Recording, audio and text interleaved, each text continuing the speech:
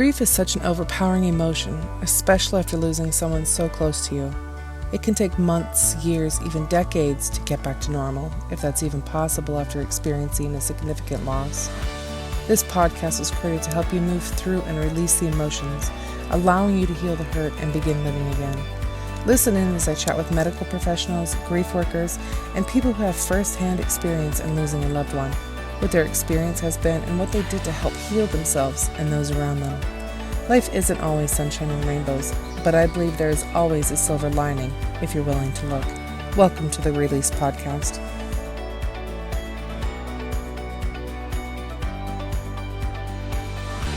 Welcome to another episode of Release Grief Podcast. I almost said Release Grief Podcast Live. Is that like a subliminal messaging that I need to start doing these live? I don't know. We'll see. But anyway, welcome to this episode of Release Grief Podcast, pre-recorded. This is with a lovely friend, Desiree Doucet. This has been third time's the charm for trying to get this podcast recorded. Yeah. So welcome. Thank you for being on here. Thank you for the patience and with tech and all those It's lovely just things. in life. Yeah, just life. Thank you. Thank you for your flexibility and patience as well. So yeah, Oh, absolutely. I've been looking forward to this all week. Well, good. I'm happy. And at the time of this recording, I'm going to tell you a little secret. At the time of this recording, this is Thanksgiving week 2024. So, I don't know about your house, but our house is full swing, just in my immediate family, the kids, grandkids, there's 19 of us. So we are Wow. full swing into pies and turkey and the meal and making sure the house is cleaned up because I usually host Thanksgiving because we have such a big family. We are the freaking party. We bring the party. And so a lot of people aren't prepared for that many people, so I just host it because I'm That's awesome. That's awesome. I have the exact opposite. So Oh, I'm really? single with no kids, and I'm by choice, I'm gonna be alone this holiday, which is totally Okay. fine. I was invited to go to my cousin's house or go to my sister's in-laws house, and I decided to keep it simple this year, and I'm not upset about it. I might actually go to the Korean day spa in my city Ooh. and just sit in the saunas all day and have a self-care day. And um it's also the anniversary of my mom's passing on Okay. Saturday, and so I was just on a phone call with my sister, and we were talking about that, and she said, can we do margaritas and cheese dip on Saturday night? And I said, actually, I have a commitment. A friend wants to do an ugly sweater party, and I committed to going. But yeah, it's a mix of all the things, but I don't know. I'm not mad about it. It's just Well, I have a question. Why did you choose to be alone on Thanksgiving? Like, it's not my favorite holiday. It kind of feels forced. I think oh, that I'm jaded because last week was my birthday, and so it was always so close to Thanksgiving, and I was like, I don't. I was also kind of a rotten pessimist for most of my for most of my life, and I didn't understand the whole gratitude thing. I don't It just doesn't bother me. I don't like turkey, so I usually cook ham, which is mhm. and then you have the people that don't like ham. And so I don't know, I'm Cajun, so I don't like the traditional foods. It's just that I don't it doesn't bother I don't know. It doesn't bother me at all. There's a local church I Oh, could I go find that to. fascinating. And I was at dinner with a friend. Now, granted, he is an immigrant from another country, so he doesn't understand the whole Thanksgiving thing. But he was like, "Yeah, my girlfriend's family invited us to go to Alabama, and we're like, yeah, we don't want to go, so they're just gonna cook dinner at his house, just the two of them." And I was like, maybe I should invite him to come to the Korean spa with me. There you go. I That'd be mean, fun. uh, I just not that I don't have a gratitude practice. I understand the holiday a whole lot more, but I've had such a busy fall that I'm kind of looking forward to just having some days off to sit at home and read or do whatever I want to do.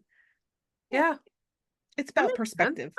I mean, me and a friend of mine were chatting yesterday actually, and we were talking about two things can be true at the same time. Like you can Oh, yes. love all the party, the glam, the glitz, the food, the traditions, all those things, but you can also love the quiet and the serenity and the peacefulness of being by yourself. Like you can love all of those things. And it's interesting because we're both like we're like two very opposites, like political spectrum, health spectrum, height spectrum, like everything. We're opposites. Mhm. She lives in the city, I live in the country. Like if there could be opposites, we would be it. And but yet still through all of the oppositeness of everything, we leave space for each other to be exactly who they choose to be, not who we expect them to be, or that, wow, you got to believe what I believe or do what I want to do. And so it falls within the same thing. Like most people are like, whoa, well, what's your big Thanksgiving Day Mhm. plans? How many are you cooking for? Like that's a badge of honor. The And I'm like, well, I don't know. It was just because I was apparently fun and flirty when I was younger. So the coffee barista this morning, in the drive-through was like, "What are you doing for Thanksgiving?" I was like, "I'm actually avoiding all of the family drama and I'm not going anywhere." And she looked at me and she's like, "Thank you for being so honest. You're the first honest person today." And I was like, like it is true. Like two things can be true at the same time. And there is such power in of just accepting people for who they are. Like I was reading over some stuff that I want to talk about today with you. And one of the things was like how best to support somebody in grief. And that is just to Yeah. let them be who they are, let them have their grief process the way it needs to be. Like life is so much more enjoyable and simple and loving when you just let the people do what they need to do. Like, When you let life. yeah.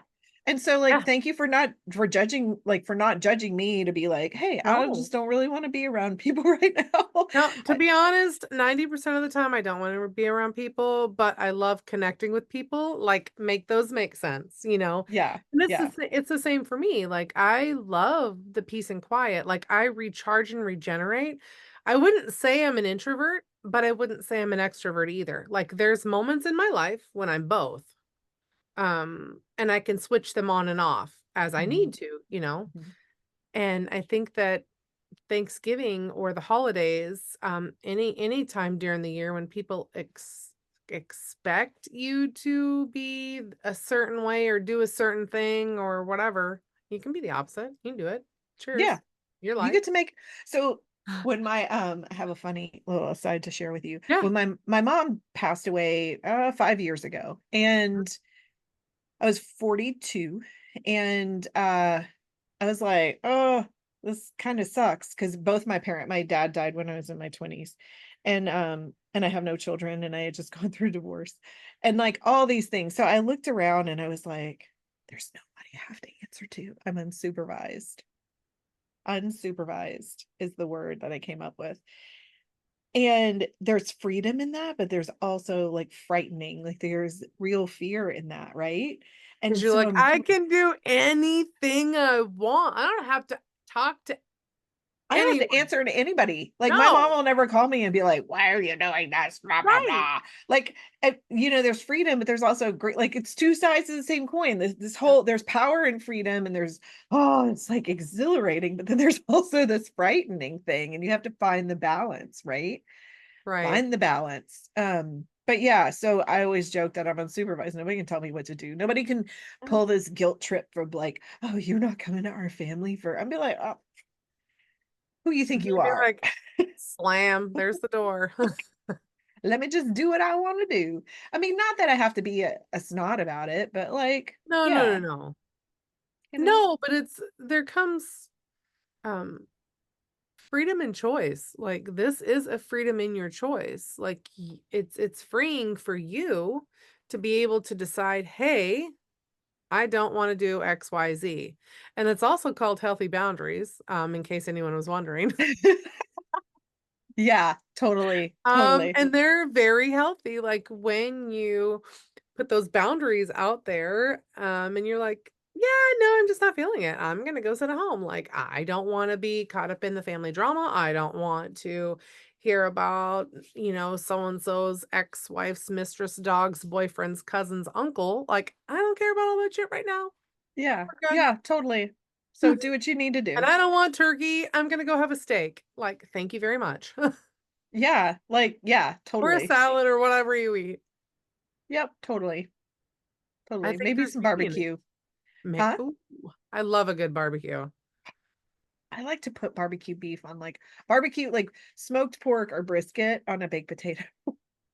That sounds That's so actually so ooh. our it sounds divine, to be honest. And there's a bowling alley here in our town that, one of their, they call it, an appetizer, but it is a meal for 2, I'll be honest, and it is, tater tots, pulled Mhm. pork tater tots with cheese, and, like, they're crispy, and I'm like, all in my face. I love it. Yeah. Um, Dang. I mean, and the when we only way to make the baked potato better is if you just chop it up and fry it first. I mean, that's called a smash tater in my house. Yeah, I'd Um, be down for that. It's like tater tot casserole, but barbecue style. yeah, Because 'Cause aren't you from the land of the hot dishes? I'm from the land of the hot dish. I am, Minnesota. Minnesota.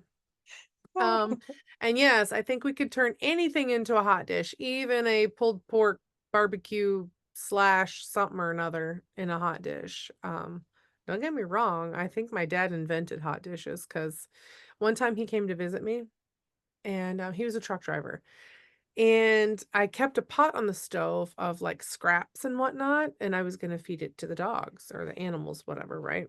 And, my dad comes in visiting, takes the pot, moves it over, and starts heating and stirring, and I'm like, "That is not for us." But he did that our entire life. Like, I remember him making a dish. Me and my mom weren't there, she'd hurt her back, so I went with her to the chiropractor, and he made a dish with there was a tomato paste or sauce or something in there, and then there was, like, a fish fillet in there, and then there was, like, a cream of mushroom on top of it, and then there was, like, something else, and me and my mom were like, "Huh? Huh?" And my cousin thought, "Oh, this is amazing, I love it, I want more," and I'm like, "Oh, oh, no." Oh, oh, that sounds Not all interesting. hot dishes are good. I know. I know. Yeah. Mm. So tell me about your mom. Um, my mom was super awesome. She was like the best freaking mom. Like we'd get off the school bus and she'd have like cookies and our bed Oh, was made and like sometimes she would go like we'd have like a surprise. Like she went shopping that day and had like a new outfit for us or something. She's an amazing mom. She loved on everybody. Like she was always the person taking people to their doctor's appointments and checking on people. And, she started falling all the time, oh, and her speech started changing, and we were like, "Mom, something's wrong." And she's like, I'm fine." And then, I get a call from my aunt, and we're like, "Well, we're back in the ER." And I'm like, "You're not fine. Like, you're not fine." And we couldn't get in, like, every doctor we went to see, they were like, "It's something neurological." And, mhm, I love the accent on that, that was pretty nice. yeah, but trying to get in with a neurologist in her town was, like my aunt actually had to go sit in the office until she got an appointment. Where does she live? Where did she live? She lived in Louisiana in kinda a little small town in Mm, southwestern Louisiana. I guess they were having there was one neurologist that he had his own health challenges, and so he quit practicing, and it put mm, stress on the whole community? neurologist Yeah. practices down there, and, anyway, so she got a preliminary diagnosis of ALS in August of Oh, wow. 2018. Mhm. Yeah, and so but by then it had progressed, pretty far. So, then all the slew of home health and respiratory therapy. I was like, "Dang." Like, my sister kept saying, like, "It'll get better once we get a diagnosis, like, all the stress will get better." And then we get Mhm. the diagnosis of ALS, and I was like, "This is not better. That's not better. It's not gonna get better." And, No. And so it was crazy. So I live 9 hours by car from my hometown, which is where she lived, and my sister lives 12 hours by car. Oh, wow. And my sister has kids. And so we just were the rotating Is it just the 2 of caregivers. you? You and your sister? My brother lived in this city where my mom lived, but he wasn't as comfortable caring for her. So one of the girls was there as much as we could be, but there were times Mhm. where we couldn't be there. Right. We both had full-time jobs. My sister had 2 kids and a husband that travels occasionally. So like, and I had a house, like I had to come back and check on my house, Mhm. and I have a dog. And so my dog went with me everywhere. And so it was a little complicated. My mom passed in the end of November in 2019. So like grateful. I remember sitting there thinking like, man, this really sucks. And why does she have to die right now? But her quality of life was declining sharply and she was done. Yeah. Um, How long had she been sick with it? I With think it ALS? was probably 2016 when she really, because there was Oh, a couple something that was just years. off. Yeah. But we couldn't put Okay. our finger on it. Like she had a major surgery in 2015 and then got C. diff. And like What's that? C. diff is okay. So you've heard of staph infections. It's like an Mhm. antibiotic resistant infection. C. diff is like, you get very bad poopies. I'm trying to be Mm. like not offend people to the point where you will be in the hospital on an Oh, IV wow. because you're so dehydrated. It's like world class level, that sickness. It'll kill you. It can Oh, kill you. wow. Okay. You usually pick it up in a hospital when you have abdominal surgery, and she did. Mm. So Okay. yeah, she hid it from my sister. She drove 12 hours so she could go to grandparents' day. I don't know how on earth she was so sick. Anyway, she was so sick. She arrived at my sister's house. She passed out on the couch.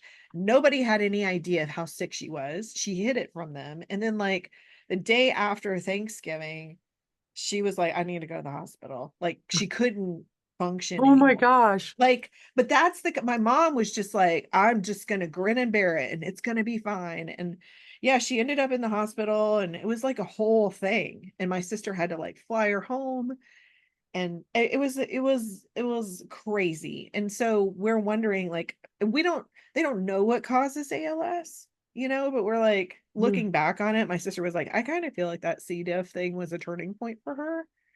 I don't know. I honestly have no clue. Um, so she never really feel like she never really completely bounced back. Um, Okay. so that was in 2015, and then 2016, I think, is when we started really seeing some differences. 2017, she was starting to fall a lot. And she had isolated it to her left foot would drop, which is so coincidentally, now I know this, like ALS, one of the first signs from ALS is people fall all the time because what happens is your neurons don't communicate. They start to die off. And Okay. so it impacts every bit of your body Yeah. because it's a neurological condition. So it's very complicated. And so you have these clinic days where they'll have ALS clinics, and because you need to see so many specialists, they'll bring all the specialists to one location and you go and you see everybody in one day. So you're Oh, there for wow. like hours, right? Pack a lunch. Sounds exhausting.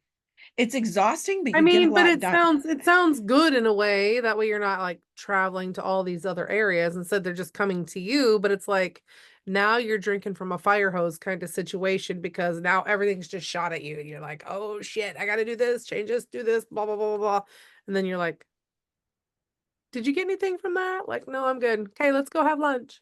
Well, I mean, you plan your life around clinic days. Like, You my do. ALS clinic is the first Mm. Tuesday of the month or whatever. And so my sister, my mom was actually visiting. She had gotten her preliminary diagnosis and we were trying to figure out what ALS, and there's an ALS clinic in my sister's hometown. And so my sister, somehow I think she took my mom to a neurologist for a second opinion while she was up there. And the neurologist was like, well, our clinic day is on Monday. like next Mm. Monday. And my Mhm. sister was like, Mom, let's get you into the clinic. Like we can get some of these things rolling. Like we can get the ball rolling for you. And my mom looked at my sister and was like, that's Desi's birthday. We're not doing it. And I was like, absolutely not. So my mom's first ALS clinic day was on my birthday. So we spent the whole damn day in a medical facility seeing all of the specialists, and then went home and had birthday cake for dinner. And my mom was like, well, I feel bad. And I'm like, don't feel bad. Like we finally got you the help that you needed, right? We Right. got prescriptions, we got equipment ordered, like we talked to people about like how to get you measured for a power chair. Like these are things that we needed to get done. And I was Yeah. not about to be like, oh, well, it's my birthday. Like my birthday sucked that year. Like it's okay, but I also have hilarious memories of my mom and I were staying in this Drury Inn because we both had dogs, and they have this like they have this kickback thing where they have like food in the evenings and you get like free drinks or whatever. So I would go down and come back and tell my mom like, here's the food, what do you want? And then I'd fix her a plate because she was embarrassed to eat, because it's really hard to swallow and chew. Sure. And so I'd bring her food up, and they always had hot dogs. And so one night she wanted a hot dog and she didn't eat it. It was the night before we had the ALS clinic. And I was like, what are you doing? My mom's like wrapping it in napkins. I'm like, what are you doing to the hot dog? Like, I'm going to throw the hot dog away, Mom.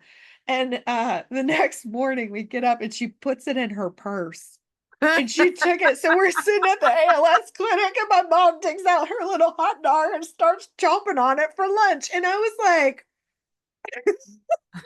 did you What is really? happening in my world? My mom was, I mean, she was like, well, like it was, I don't know, it was amazing. My mom was hilarious and loving and just resourceful, and she just figured it out. I loved her. And I love that memory of her. Like it sounds like hilarious and a little wacky. But I'll never forget that, like Yeah. sitting in that little room, and like the providers usually rotate in to see you. And like we were in between appointments. It just takes your little hot dog out. And so like that's something, here we are in this really, really hard season of our life, and we're Mm. giggling like, kids. Yeah. Because we're still people and there's still joy even amidst the sadness. And like that's, I was talking to somebody today. I was doing some business networking, and people tell me all the time, like, oh, you work with people in grief, like that must be so sad. And I'm like, no, because I teach them how can you have that nugget of joy? Like how can you like what are those memories that just bring you comfort and love, Mhm. right? And David Kessler, who is the teacher I studied with, he just wrote this book a couple of years ago called Finding Meaning, and he just came out with a workbook on it. And he was actually in town doing a conference, a grief conference, and I went. And he was talking to people, and he said that, the end goal is that he was like, grief is never going to go away, but my hope for you is that you're going to remember with more love than pain at some point. And I feel like, you know, I love that. I love that so much. Yeah. But the pain still pops up like a little whack-a-mole, and you're like, ah, here we go. You know, it's not fun, but I'm here to tell you that it's normal, you know. But I hope you have those silly little hot dog stories of your mom, or, the Yeah. like whatever your story is, or whatever those little quirky moments are, like hang on to those, because that's the beauty in life, that's the humanity, that's the connection, that's the uniqueness. Does that make sense? It makes perfect sense, and it actually, like, ties in very well with that. So I'm doing a retreat in 2025, and it is all about, like, planning your own funeral. That's what it's about. And so a piece of that, is recording some of these little memories, Can that I of your family, of your friends, of your loved ones, of things, that they won't necessarily, hear these until after you've passed, because there's a tripwire event included and everything. And so I'm excited to, and to hear, like, I love hearing these little tidbits, like, no one else is gonna hear these. No one's gonna hear these. And So you're being selfish and you're bottling them all up inside, and I wanna hear them. can I share a couple little unique ways that Yes. of things that okay, so my dad died 2 days after Christmas. Like Oh, heart wow. attack, like boom, he was gone. Like I was supposed to have Mhm. lunch with him the next day. I had a conversation with him that night. We had arranged for lunch the next day, and then the next call I'm getting is my sister and he's dead, right? It was Oh, crazy. wow. Mhm. Um, but he had always told, and I don't know how I missed this, but he wanted a jazz funeral. He wanted a jazz band at his funeral. So my sister's like, where are we going to find a jazz band? I'm like, what are you talking about? Right. And he had gone to law school in New Orleans. And so they, they do the whole jazz Yeah. band down the Yeah. street. He wanted that at his funeral. So she Yeah. somehow pulled a rabbit out of a hat. In between Christmas and New Year's, she found a jazz band to come at the burial. Oh And my gosh, so that's fantastic. like anyway, so we had a jazz band at his burial.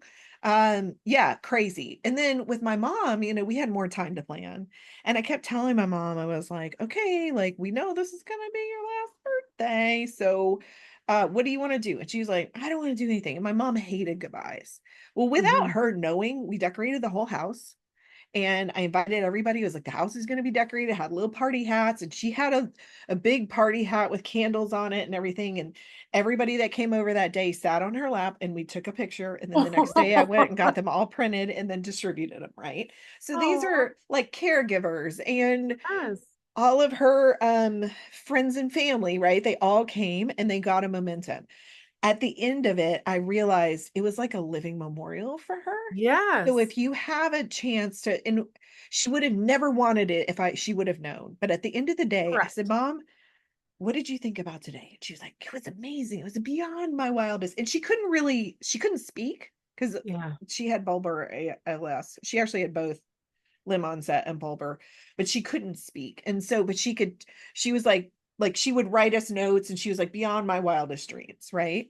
Um, but then we did have a chance to talk to her about what she wanted. And she's very specific. She wanted to be cremated. She wanted to Mhm. donate, some of her tissues to ALS research. And we accommodated all of that. But one thing that the funeral home asked us was, do you want to do a butterfly release? And it was like, I've seen the doves, like I've seen a dove release, but I had never seen a butterfly release. And so, and I could tell you the whole story, but I'm not going to go into it. But it was through happenstance, we ended up with these butterflies. I was in custody. I had custody of the butterflies, and these things, it was like a whole tricky thing. It was like, I found a butterfly farm in New Orleans, and she was like, well, I have to check the weather because if it's too cold, um, the butterflies are going to die and I'm not going to give them to you. I'm not going to sell them to you. And I was like, oh, whatever. So all the stars aligned and we got the butterflies. And she's like, but you have to keep them cool, but not in the fridge, but cool enough to where they're going to be like dormant. But You're then like, "What does this mean? I'm getting I was conflicting like, information." oh, what am I gonna do? And so I was like, before we get to the burial site, and I was like, oh, this is gonna be so bad. Like, let me test some of the butterflies. So I took some of them out and I opened it up and I was like, okay, they're alive. Like I didn't kill them. Because it was like, this is gonna be really depressing if we all open our little, because they come in these little cardboard packets and you open them up, and the butterflies slowly wake Yeah. up and then they take off. I've never seen one, but I've seen videos of them. I think they'd be Yeah. beautiful. It was really cool. And we played this really irreverent song by an Austin artist called I Don't Give a Shit, which is when my mom was having a bad day, we play it for her and it just always brought a smile to her face. Oh, I love So we that. played I Don't Give a Shit and we released the butterflies and it was just like we were all dancing around like some crazy people. I'm sure like people are like, what? I don't get it. But it was honoring her, right? It was about her. Yeah. And it was more of like that was immediate family. We didn't really do that but my sister and I eulogized her and told stories about how like she liked to rearrange furniture and things that were personable that nobody would know, Right. or um we found amazing. So I'm Cajun, so my mom was fluent in Cajun French. Like my great grandmother could Oh, not speak cool. English. Mhm. So she loved like Cajun French music, and I found Amazing Grace sung in French. And Oh. so, like, those were things that we incorporated into her service. So those would be things that I would like plant seeds in the people that are coming to your retreat? Like Mhm. how do you want, what is the vibe that you want at your service? How can Yeah, your family honor you? Does that make sense? absolutely. I've got a whole book that I've created to walk them through, like, this whole thing. Yeah. Because like, this is your day. Like, this is Yeah. literally your day. It's about And celebrating that those their lives. And like yeah, that's what I love about both of my parents' funerals was it was about celebrating them in the yes, way in their uniqueness. yeah. What things that they wanted, like little treasured, um, ideas that you came up that you knew that maybe no one else would put it, but once they saw it or heard it or felt it or ate it or whatever it is, then it was like, "Oh, that makes sense." That, like, everything is, like, perfectly in alignment. Yeah. Um, and, like, Like for me, it's not necessarily the whole plan like, I get to plan this day, my one day only. It's mainly for the people that are left behind, so they're not making all those difficult emotional decisions right after a catastrophic event. Like, so yeah. eliminating that, "Oh my god, did I pick the right outfit for them? Oh my gosh, did what was there another song that they would have chosen before this one? Did they really wanna be cremated or did they wanna be buried?" Like, these are Yeah. just the basic questions, like, but people So stress. the one thing, okay, so we were in the funeral home after my mom passed, and we had more like room because she was getting Mhm, cremated mhm, than we did with when my dad died. And we had planned, like we knew it was coming, right? So we're sitting and we get called in the funeral director's office and we're making all these decisions and we're way less emotional because we had some time to really mhm, process what was happening. Um, and we were like, oh, it's just all these decisions. We have to make this decision now because we decided the memorial service was going to be a couple weeks down the road. Like we were mhm, going to do it between Christmas and New Year's. I'm like, this is when we buried Papa. Like, this is great, right? Like, I guess we just have like, yeah. I was like, oh, I don't love this, but whatever. But it made logistical sense because the kids were out of school and the things. And so mhm, we're sitting there and we're kind of overwhelmed with all the decisions. And we're like, well, we'll kick that can down the road, right? And we'll get back to you on a decision on that. And she goes, that's okay. She goes, this is like planning a wedding, but you have days to plan instead of months. It's as correct. many details as a wedding, but you have to just rush everything. And I was like, thank you. And so I tell clients that when I work with them, like, Mhm, hey, it's overwhelming, and it does help, like, it was helpful that we knew that my mom wanted to be cremated, and right, it was helpful, like, we figured out what dress to dress her in, like, mhm, but it was very much what like, it was very organic, like, we just knew what the answers were, and, it was a dress that I had tie-dyed, and it had a giant red heart on the front of it, and, anyway, it was really beautiful, and the lady at the funeral home was like, "You made that dress?" I was like, "Yes."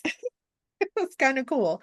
I mean, I didn't make the dress, but I dyed the dress, yeah, but it felt very fitting for her to, because she loved tie-dye, and it was some of those decisions are gonna come organically, but some like, we had people that were arguing with us about, cremating her, mhm, because our belief system, our family belief system, people don't get cremated. yeah, And so it was like, I said, "But she specifically wanted this, and right, so I'm gonna honor her wishes." And so that's another piece is it helps your loved ones know what you want and advocate for you yeah, and your wishes if you're clear about it. You see what I'm saying? And they were like, "Well, I've yeah, just never been to one of these, and this is the way we usually do it." And I'm like, "Yeah, this is a little bit different, but this is what she wanted, and that's mhm, what this is about." In some ways, the service is about the survivors and letting them have their time to mourn, but it's also about honoring the person that has passed. right. Yeah, it's a twofold. It is Yeah, absolutely a twofold, it's and I think striking that balance. absolutely, I think when, when our daughter passed, we had no idea. We had no idea what she wanted. She was 19, and, we didn't talk about death. We didn't talk about dying. We didn't talk about grief. We didn't talk about loss because it's not normal conversation. No, It it's was not. after we lost her that I'm like, when we lost her, we're like, we're now all of a sudden, we are thrust, we have to make all of these decisions, not to mention it's a blended family. So I'm her stepmother, and then her mother and stuff, and like, but we all came together, thankfully, and we all made the decisions together, Yeah. as a group unit, a family unit, as opposed to like, well, I want this. Well, it's too bad. I want that, and blah blah blah. So we came together, and made decisions, and it was only and the decisions that we came up with were only because she had spoke with her. She had moved out. She'd moved like 2 hours south of us. Her and a girlfriend had decided to get a place together and rent together. And a week before, they talked about death and dying, what they wanted. And so that's what saved us, like, saved us a ton of information, like, I don't wanna say saved us, but it saved us a lot of decisions that we wouldn't have known otherwise. They'd have been decisions for us or based upon something that somebody else felt as opposed to what she actually wanted. And so Yeah. her friend told us what they had talked about and what she had said, all those things, and that's what we planned around. Yeah. And so it And just that's made such that part easier. it's a gift. It's a gift. And Yeah. so Brown says clear is kind. And in a way, Mhm. it's that clarity. It's Yeah. kindness. Because then you don't have to wonder. Because there's so much uncertainty and pain and grief Mhm.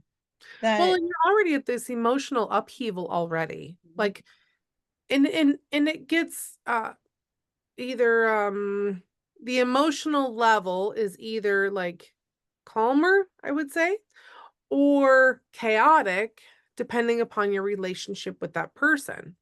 And so you're going to be making those decisions based upon that level of either calmness or chaotic, uh, grief, if you will. Mhm. And so it's like, let's remove that piece. Let's just remove it. Let's just give them, you know, something. Yeah, well, the emotions are so high already. And it can get really ugly really quickly. Hmm. Really ugly really Especially however quickly. many family members are involved too. Like if there's multiple, like say it's a parent and there's multiple children and one believes this, one believes this, one believes this, one believes, and just extrapolate the whole thing. And then, next thing you know, you have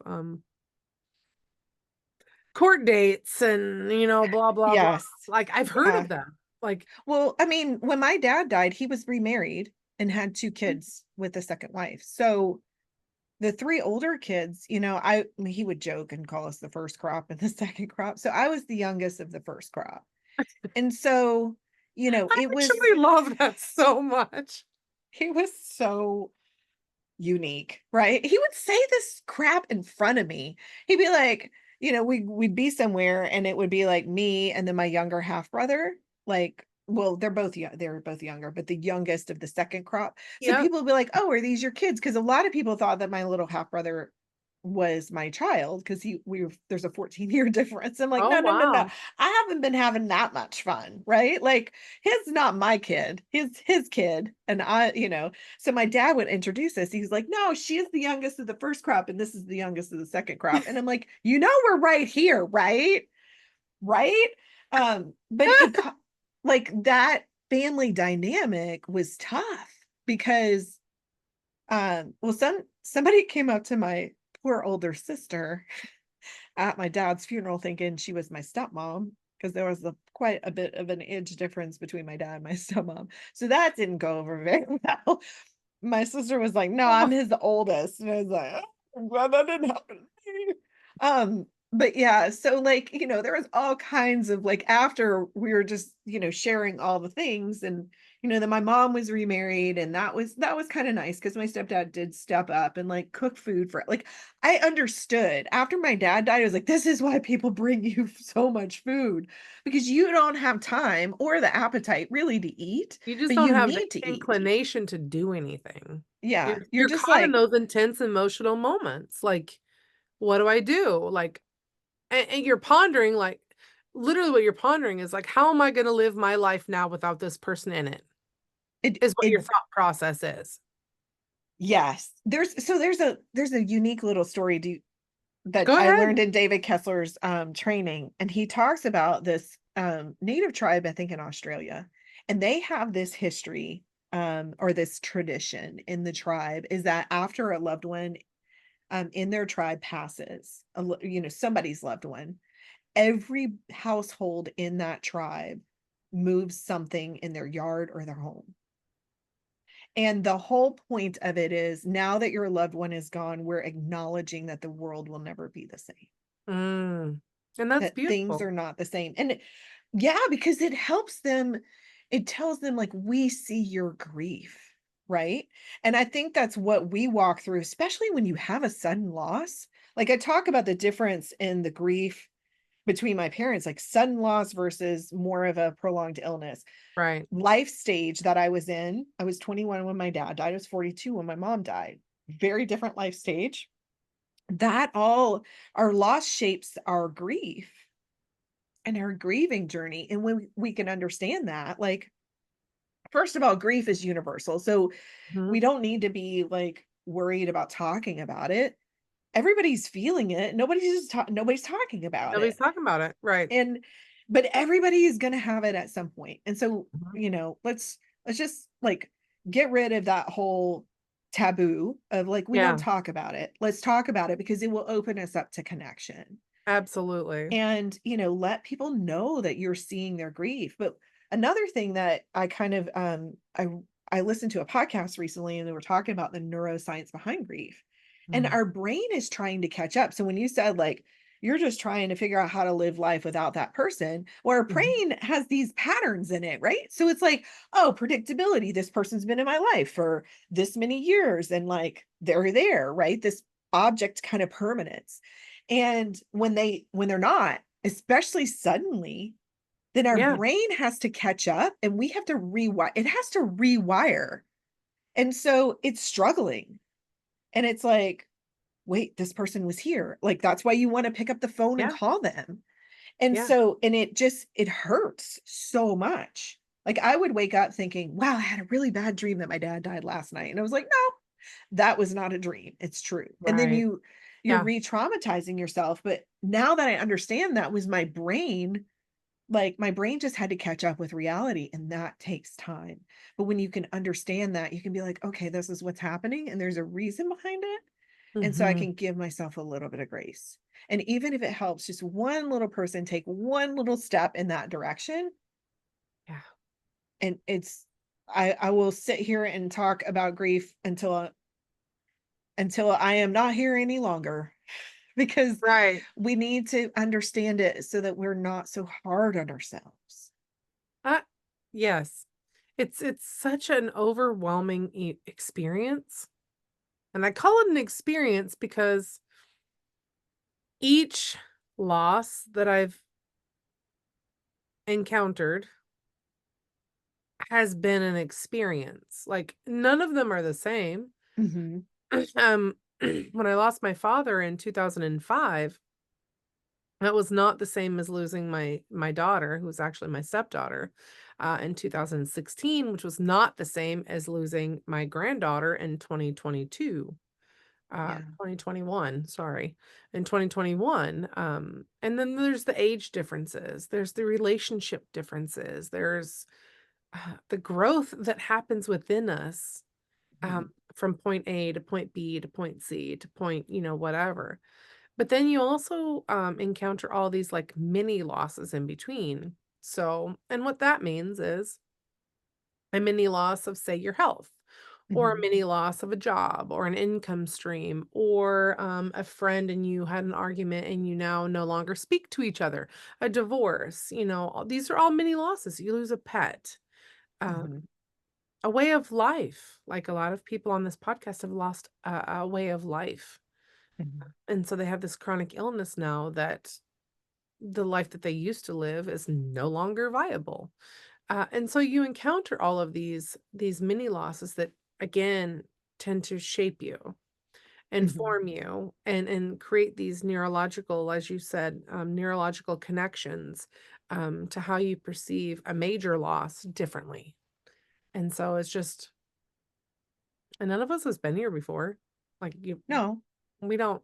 I mean. I mean, maybe we have, I guess. I don't know if you believe in that, but I I don't remember it if I have been. Let me put it that way. I'm like, hey, listen, if this whole reincarnation is a thing, I would like to ask my previous self, why did I choose to come back in historical times? Unprecedented times? No, thank you. Unsubscribe. I would like to come back when it's boring, right? Um, that that's all I have to say about that. Is like if this whole reincarnation, I want to know why you chose to come back now. Right. Like And it this was must be to speak about death and loss and dying and helping people transition and all those things oh, because this is difficult. And I don't think, I mean, back in the day, they used to have such strict standard. And I say strict standards like on grief and the grieving. Like I remember watching, oh gosh, I'm gonna forget the name of it now. Oh man. It's like a 3-hour movie and it's set back in the old times in the deep south. And Gone with the Wind. yes. And she lost, I think it was her husband, and she was told to wear black. She had to wear black for like 30 days. And she was at this dance and she's hanging on the fence. And I haven't seen this movie in gosh, it's been a couple decades. Hanging on the fence, and all of a sudden you just see her hips move because she just wants to dance. But she can't because societal norms, she can't dance because she's in mourning. I'm Like, let's okay. break the shit out of that. So my mom's father and grandfather were killed in an auto accident. She was 14 when they died. Mhm. And so my aunt was 7 and then they had a newborn. Oh, And so my mhm. mom was the oldest, and in that religious tradition, they had to like it was like we wear black and we say the Yeah. rosary every night, and like it was like a year of it. And Yeah. then I have a friend in my circle right now, and she lost her husband, and I was like, hey, I want to go to this improv comedy show, do you want to come with me? And like Oh no.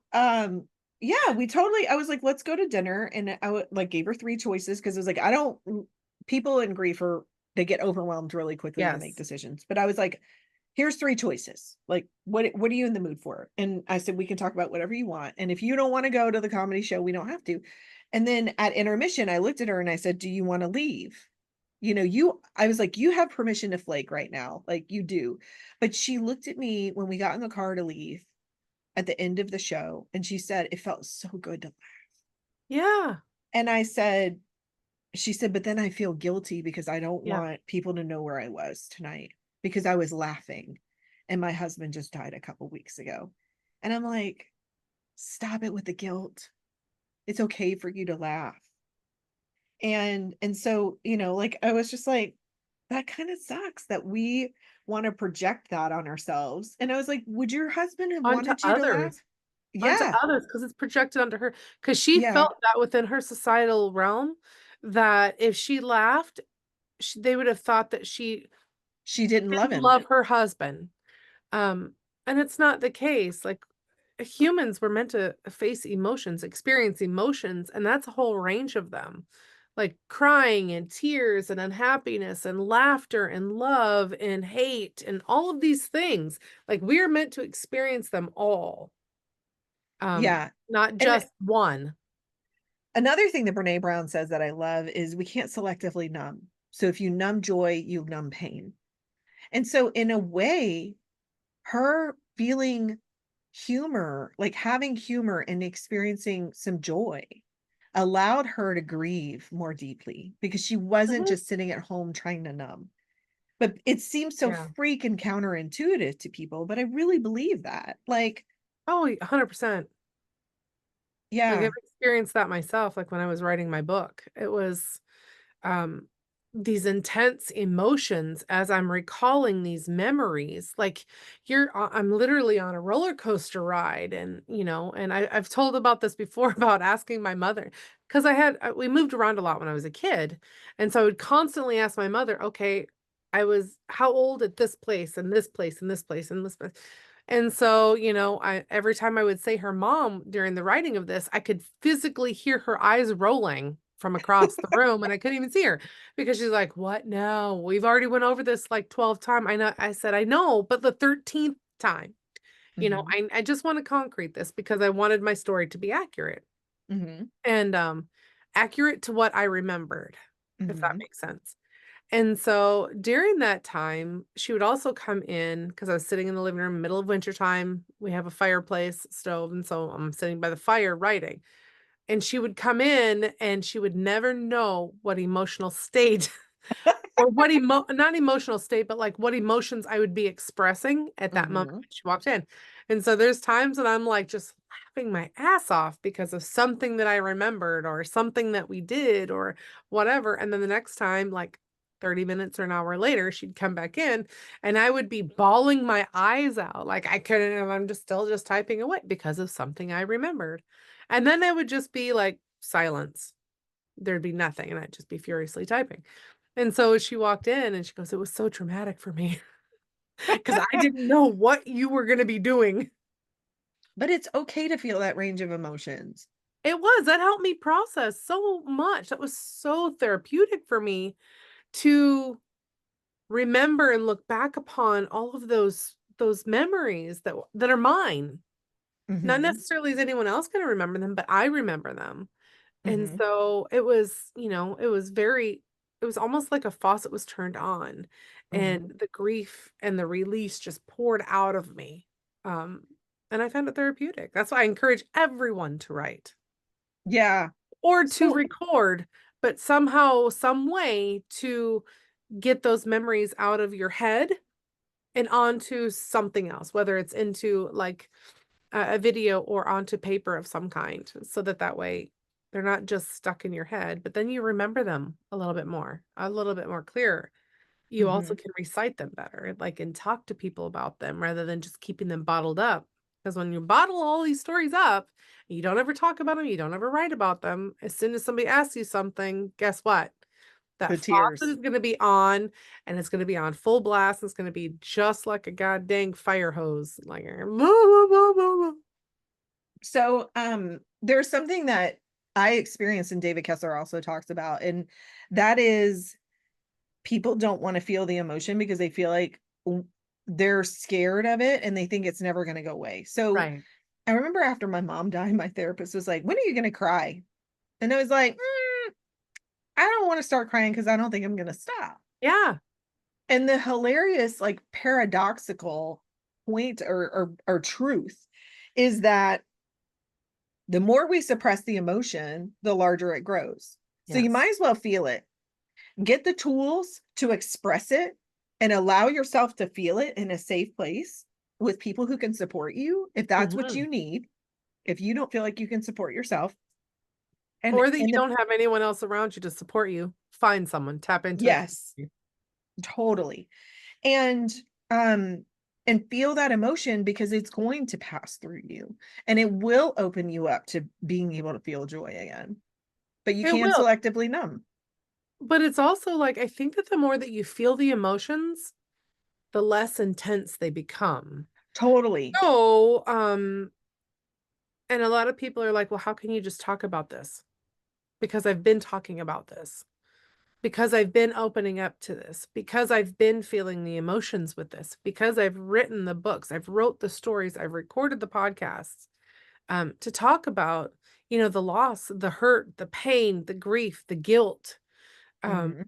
but also the love, the joy, the happiness, and then the community of our family. Like our family is beautiful with the Mhm. blendedness of everything, and I talk about it all.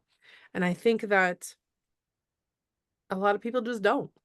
They just don't because they're afraid. I think they think the opposite is true, that if I talk about it, then I'm gonna have to go and talk about emotions and feel all the things and just I don't want to. And or that it's gonna I'm you're like, gonna be like Eeyore, and you're living "Yeah, in your, like, I love woeness Eeyore." all the He was always time. my favorite. It's just but life doesn't have to be that way. We can be No. Tigger. And, Oh. like, Yeah, there are times to be Eeyore and there's times to be Tigger, there are.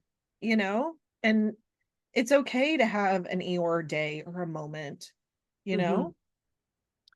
That's a good point you're bringing up, because a lot of people just in everyday life think that, "Oh, I have to be constantly happy. I have to be, constantly smiling, talking about happy things, doing happy stuff," all of those things.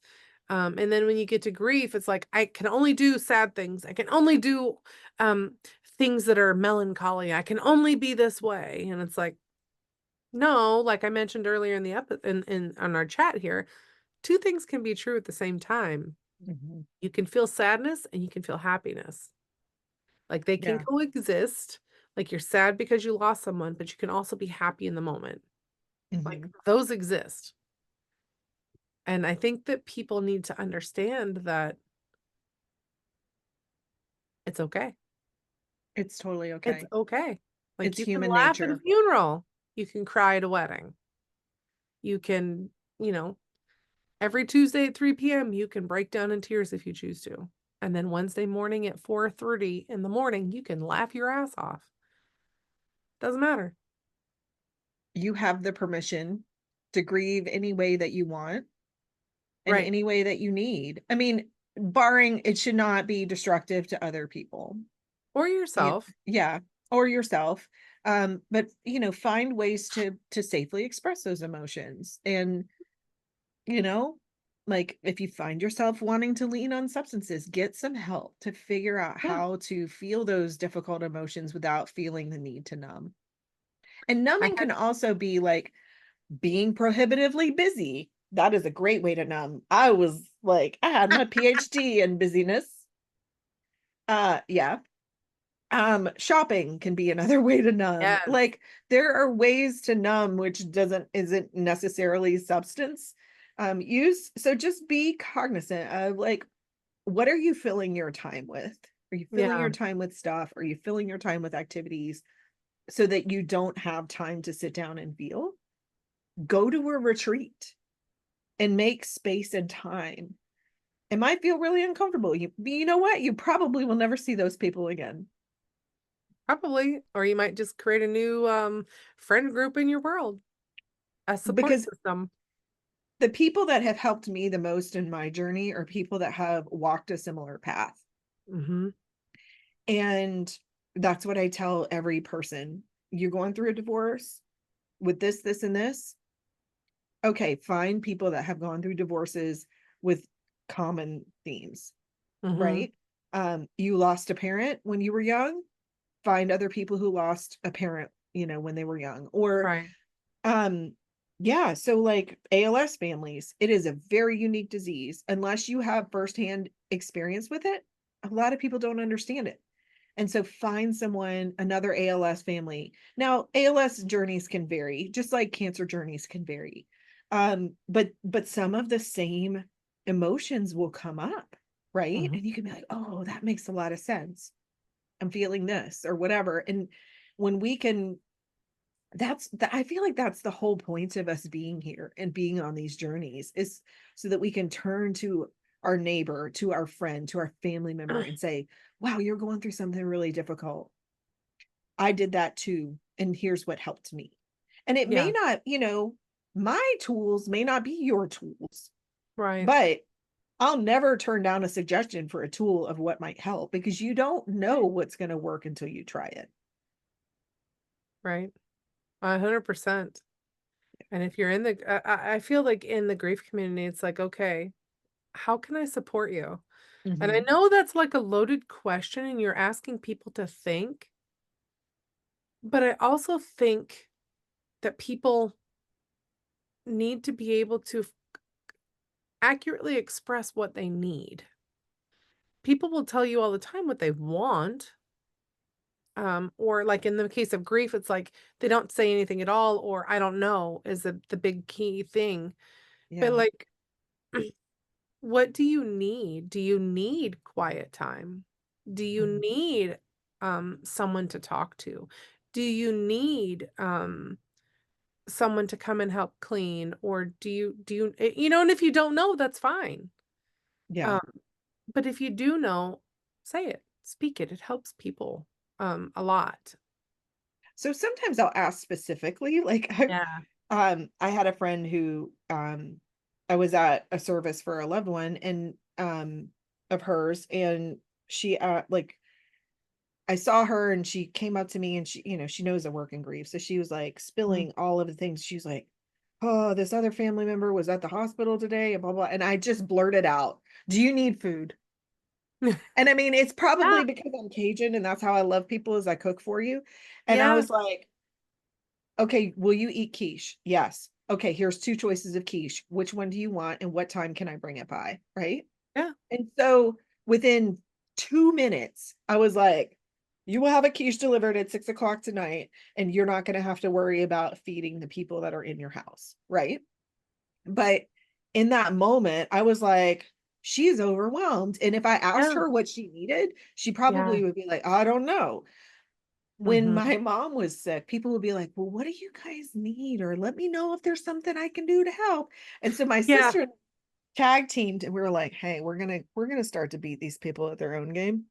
I was like, "We really need somebody to help us with the yard work. Do you know somebody?" I'm not asking you to come and mow the yard. I'm asking you to send me some referrals yeah, of people we can hire. You know what? It would be really nice if you could pick up a rotisserie chicken and a bag salad on Wednesday because I have a work call until 6 and like, or whatever, right? So people would be like, "Let me know what you need," or whatever. I'd be like, "Here's my list. Can you go by the yeah. grocery store and pick up my grocery order and bring it to the house? Can you go get my mom's meds at the pharmacy on your way to visit on Thursday?" And so if you are in need, when you have an idea of how people can help in those little ways, write it down. Because the next time somebody says, "Let me know what you need," you got your list. You'd be like, "Hold on." But you know what? People want to help. They So it's do. actually going back to this clarity is kind. It helps them figure out how they can help within boundaries. Yes. Right?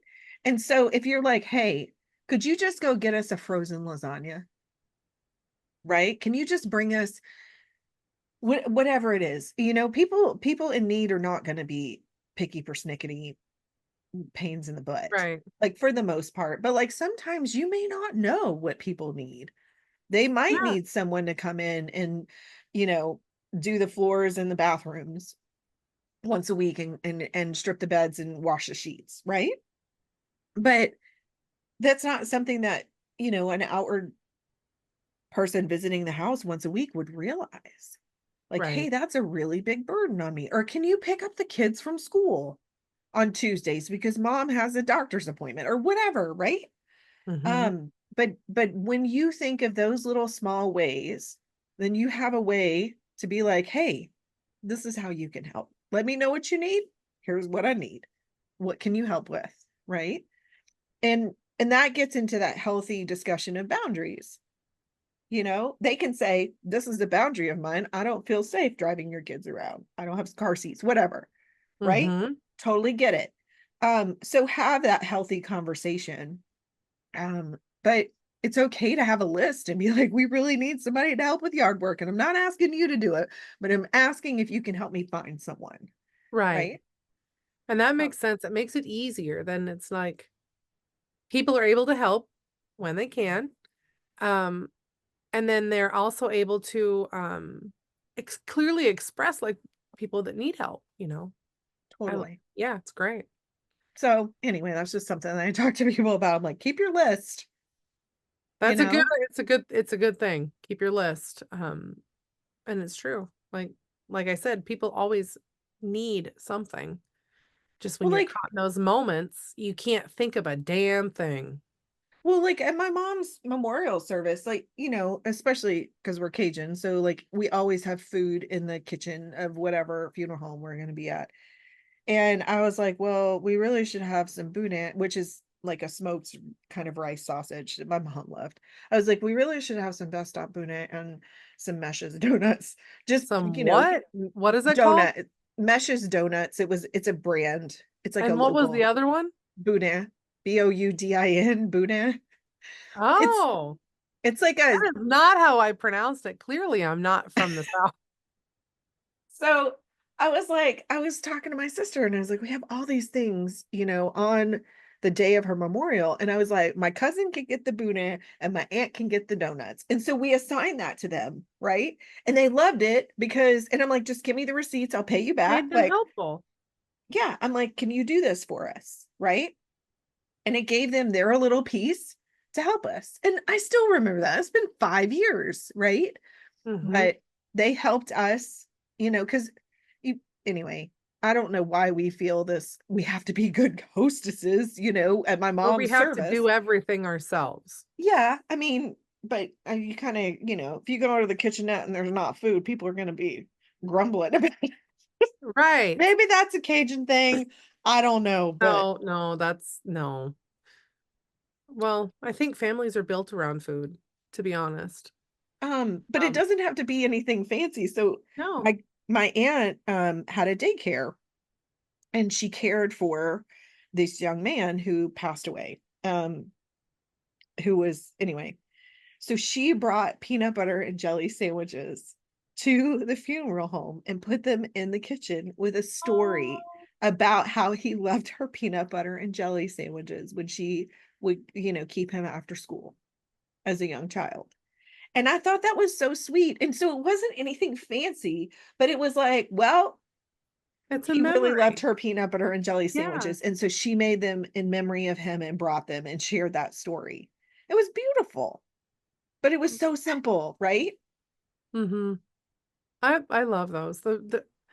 Those are the best ones is when you find someone that you don't even know, no idea, but they show up and they have this big bold memory of your loved one.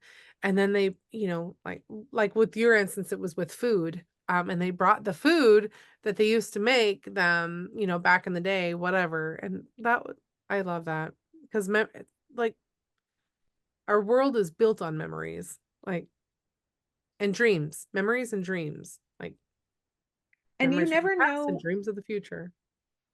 like it's a gift to the family because you see that person's impact in other people's lives. And that's a gift because it keeps their memory alive. Yes. Yes. Yes. Okay. So, I know we've been on here for quite a bit.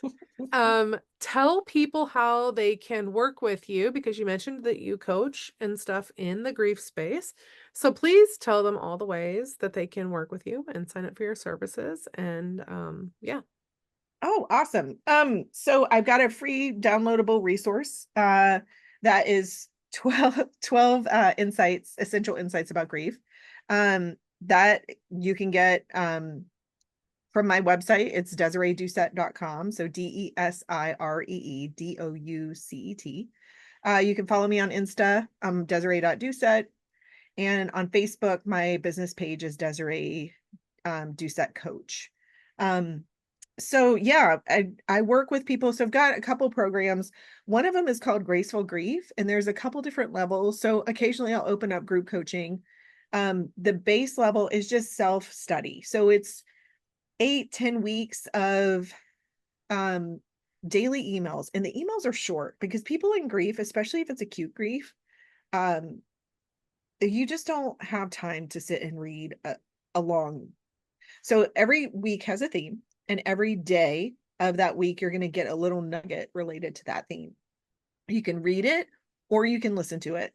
And then that week is going to have some meditations and journal prompts for you to continue processing.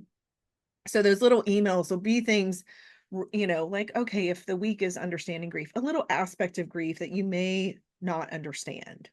And so to help you, figure out what your grief journey needs to look like, what do you still need to process?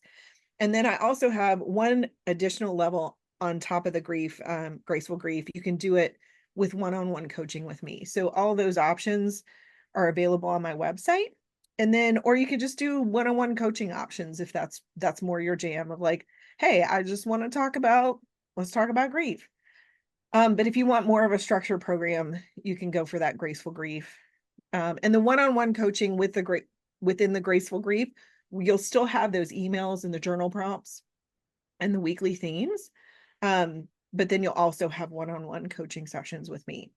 So yeah, that's mainly how I work with folks in grief. And it is my absolute joy because I see people walking through the pain that they've been through and then turning around and helping others. And Yeah. that's how we change the world. Yes. I subscribe. It's, I really encourage everybody out there, if you're really working through some hard stuff, find Mhm. someone who is safe that can listen and hold space for you. Mhm. That's the biggest help, is someone to meet you in that non-judgmental place and let you say the things that you need to say. Because at some point you're going to, I don't want to say exhaust yourself, but say everything that you need to say to where you can move on. At some point, And well, mhm. yeah, And yeah, it's gonna look different for every person yeah. and every grief instance too. And there's no, one of the things that really motivated me to do this work is when I was in grief, I was trying everything that I could. I was doing, religious stuff, and I was like, what is going to help me, right? And sometimes I felt like the only help that I could get was within a specific belief system. And so Mhm. one of the specific things that, when I work with clients, I don't ascribe to a specific belief system. I don't come from a specific belief system. I like to joke, it's BYOBS. Bring your own BS or belief system. Right. So come with your baggage, but also bring your own belief system. And we can work within that. Um, because a lot of times grief can spawn this whole like spirituality crisis. Yeah. And it's okay to work through that, but sometimes you don't feel okay going to a group that is based in a specific belief system if you're doubting your beliefs. Does that make sense? Yes. Yes, it'll make you I think sometimes it'll make you question, like, your beliefs if they're actually yours or if they've been hoisted upon you by society, parents, family, community, whatever. Um, and it's interesting to see how people kinda, like, shed what they don't want, what they don't need, and pick up all these new ones that better serve them and help them grow to be a better person, through their grief. It's interesting for me to see those things. Yeah, I was in a support group and they called it take what you like and leave the rest. Mhm. And I think that goes for anything in life, right? I agree. Yes, Especially it like does. if we're going to revisit the whole hot dish conversation, when you're making your own hot dish, What do you if you get like? the recipe and you're like, I really don't want celery. Well, you know what? You can Then leave don't it do out. it. You have permission. You have permission to grieve the way you want. You have permission to make the hot dish however you want. 100%. 100%.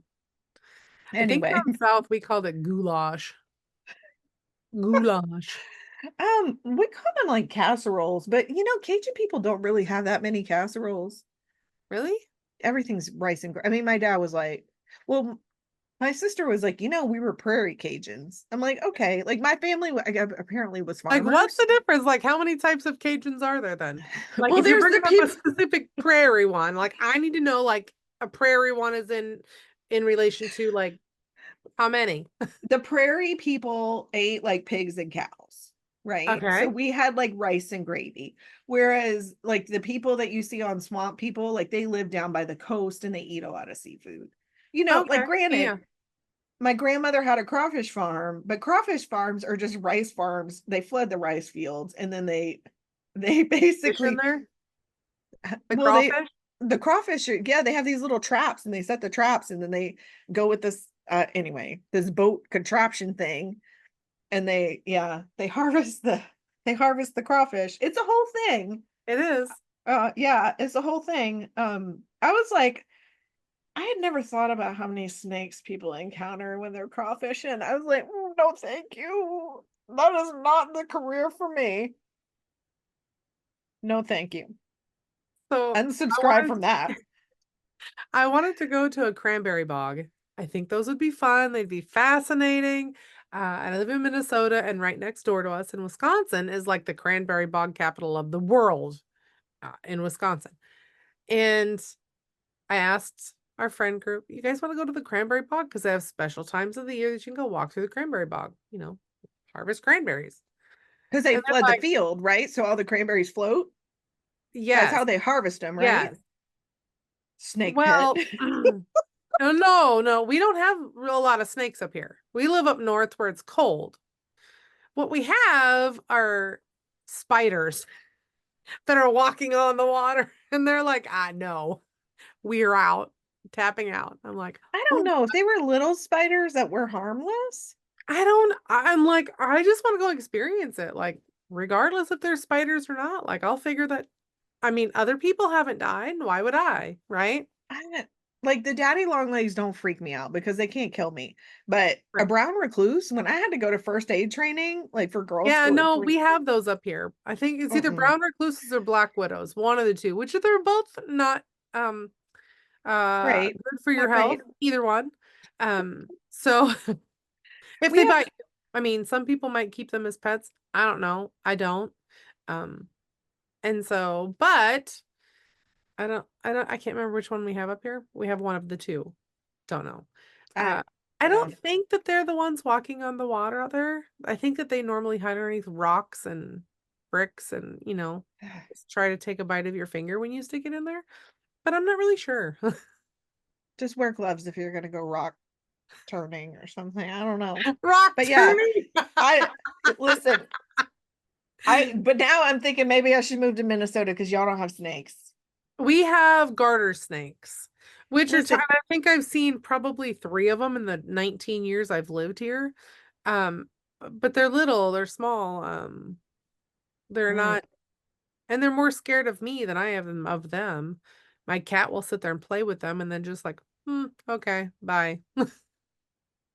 But we they're have like copper. maybe this long as opposed to like Yeah. I used to live in Arkansas and there were water moccasins and there were like I'm like, no, no, no. Not vipers, because I don't think that they live Copperheads, like probably. copperheads, yes. And Copperheads are I'm like, dangerous. they're very dangerous. Mhm. But yeah, up here it gets too cold, they freeze out. So Ah, yay. We just have mosquitoes the size of birds, and you can hear them well, coming a mile away. Louisiana, Mm-hmm. enough said. Lots of water. Yeah. We have mosquitoes. I live in Georgia now, but we have mosquitoes. They're, I mean, unfortunately, it's like, oh, I'm gonna live up here. There's not gonna be hurricanes. We have tornadoes. Yeah, We we have have tornadoes every tornadoes. now and then. And I'm We had like, one go through our backyard a couple years ago. can I go back to the hurricanes? Because at least I know they're coming. Like the tornadoes are just like descend upon you. Rah. Well, we don't get them frequently. Like, it's not like Kansas and Oklahoma where they happen more frequently. In Minnesota, we don't get a lot of tornadoes. We have some every now and then here and there.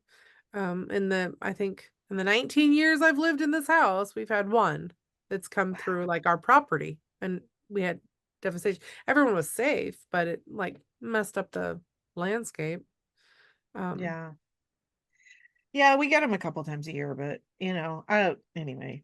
I anyway, don't every this place is gonna have podcast has their gotten very off topic. I know, I'm so sorry. That's what They happens make when some you of the have best ones though, because like I love Minnesota and I keep thinking, oh, I want to move somewhere where it's warm. And then I think, and I no, they have constantly keep snakes. this in my mind. So does everything else that wants to kill me. Yeah, stay Let in me just stay Minnesota. up here and I'll battle the snow and the ice and the freezing temperatures because, whatever. The summer I can enjoy it and it's beautiful here and all that. And I don't have as many things that want to kill me in the summertime. Yeah. Yeah, totally. I'm down with that plan. I'm down with that plan. I like So that. thank you all for listening into our chitter chatter this long. It has been amazing. I love chatting with Desiree. She is a hootenanny. And if you ever get the chance to work with her, do not hesitate. Just do it. Do it. Um, and thank you so much for listening in. Please like, subscribe, and share this with anyone that you think might need it for grief, even an introduction to grief, because like this podcast was pretty good for like an introduction to grief and talking about it and giving good ideas on how to navigate those first initial like moments of grief. or Yeah. you're seasoned and, need more support in where you're at. And it's So, okay to not be okay some days. That's okay. right.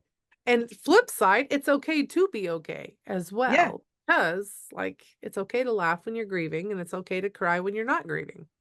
Yeah. Totally. Totally. But Well, thank you thank so you. much. This has been so much fun. Thank you so much, Faith. You're welcome. And I will see everyone in the next episode. Bye, everyone. Thank you so much for listening to this special episode of Release. All the links plus a few extras are posted in the show notes below. And if you think someone you know could benefit by listening to this episode, please share it with them. And as always, keep going, keep being, keep doing. You are amazing.